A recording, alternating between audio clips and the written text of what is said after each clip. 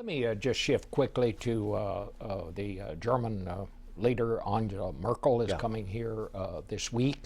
Obviously, there's a big split now between Germany and the United States. We have people in the administration talking about, not committing to, but talking about maybe it's time to arm the Ukrainians over there. She says flatly, we shouldn't do that. Is there a divide between Germany and the United States on this, Tom? Well, the President and Chancellor Merkel will talk about this tomorrow. I'll tell you a couple of things on it, though. One is that President Putin and the Russians continue to press in an unimpeded way their goals in Ukraine. The Russians are responsible for the violence. We have a war underway in eastern Ukraine. 5,000 people have been killed since the outset of this thing. Putin has led Russia in a direction that's essentially adversarial now to the United States and the West. That's a big change.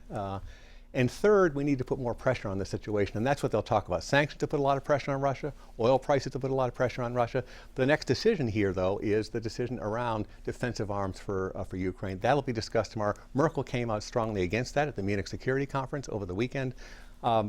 I would be much more in favor, frankly, of moving forward with arming. And I think the sequencing here may be important. And one of the reasons I think that you had this latest effort to go to Moscow and try to get a political solution is because of the prospect of arming the Ukrainians. So my view would be engage in the politics, engage in the diplomacy, but hold back here as a step, the next step that we would take, increasing the cost through the provision of arms. Bob, the other thing I would do is I would talk about who the real loser is here in this whole Ukraine story. And the real loser is Russia.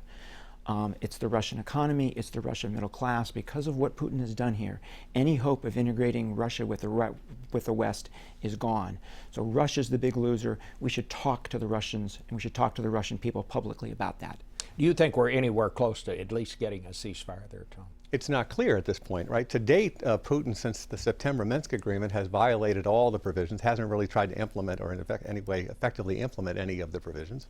There is pressure on Russia, but to date, as we sit here today, there's no sign that Russia has in any way stopped or reduced its support for the separatists, just the opposite.